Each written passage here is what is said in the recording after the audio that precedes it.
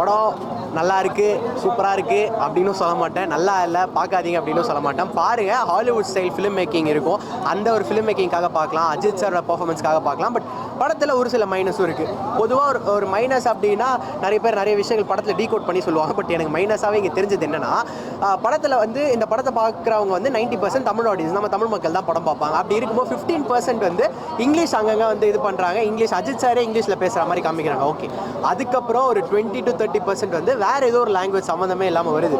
அதாவது அவர் அந்த ஊருக்கு ஏற்ற மாதிரி ஒரு லாங்குவேஜ் வச்சுருக்காங்க, கீழே சப்டைட்டில் வச்சுருக்காங்க. இப்போது ஒரு ஆடியன்ஸாக அஜித் சாருக்காக நான் படம் பார்க்குறேன்னு போது அஜித் சாரோட ஸ்க்ரீன் ப்ரெசன்ஸ் பார்ப்பேன்னா கீழே சப்டைட்டில் என்ன ஓடுதுன்னு பார்ப்பேன். இங்கிலீஷ் படத்துக்கே நம்ம ஊரில் நிறைய பேர் சப்டைட்டில் பார்த்து தான் வந்து அந்த கதையை புரிஞ்சுக்கிறாங்க. இந்த ஹாலிவுட் படத்தோட ரீமேக் தானே சொல்கிறாங்க. நான் அந்த படம் பிரேக் டவுன் பார்க்கல, ஏன்னா பிரேக் டவுன் சொன்னோடனே அந்த படம் பார்க்கலான்னு இருந்து, பட் தலை நடிக்கிறாருன்னு போது நான் ஏன் பிரேக் டவுனை பார்க்கணுன்ற மாதிரி இருந்தது.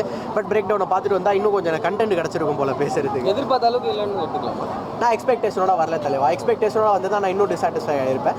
எக்ஸ்பெக்டேஷனோட வராமல் எனக்கு அந்த ட்ரெய்லரை பார்த்துட்டு கதை இப்படி தான் ட்ராவல் ஆக போகுது அப்படின்னு தெரிஞ்சது. பட் எல்லாரும் அந்த ட்ராவல் ஆகுதுன்ற தாண்டி அந்த கதைக்குள்ளே ஒரு சில எலிமெண்ட்ஸ் வச்சுருப்பாங்க, அந்த சண்டை மாசான சீன்ஸ், அதுக்காக தான் படம் பார்ப்பான். அது இங்கே இல்லையோ அப்படின்ற மாதிரி எனக்கு ஃபீல். த்ரிஷா அஜித்தோட பேர் எப்படி இருந்துச்சு? மகாதா படத்தில் பார்த்த மாதிரி இருக்காது, கிரீடம் படத்தில் பார்த்த மாதிரி இருக்காது. இது கொஞ்சம் டிஃப்ரெண்ட்டாக இருக்கும். ஹீரோயினுக்கு டைவர்ஸ்னு முன்னாடியே சொல்லிடுறாங்க. அப்போ நமக்கு கதை எப்படி போகுன்றதை மட்டும் பாருங்கள். ஃபஸ்ட்டு ஒரு 15-20 மினிட்ஸ் அஜித் த்ரிஷா அவங்களோட காம்போ நல்லா இருக்கும். அவங்க ஒவ்வொருத்தர் ரொமான்டிக்காக ஓரளவுக்கு ஓகேவாக இருக்கும். அவங்க 2 பேர் மீட் பண்ணுற சீன்ஸ் எல்லாம் நல்லாயிருக்கும். கடைசியாக தான் திருப்பி காமிப்பாங்க, நடுவில் த்ரிஷா மட்டும் ஒரு 5 நிமிஷம் காமிப்பாங்க. த்ரிஷாக்காக படம் பார்க்க வந்தவங்களுக்கு டிசாட்டிஸ்ஃபேக்ஷன். த்ரிஷாவை கரெக்டாக யூஸ் பண்ணுறீங்க.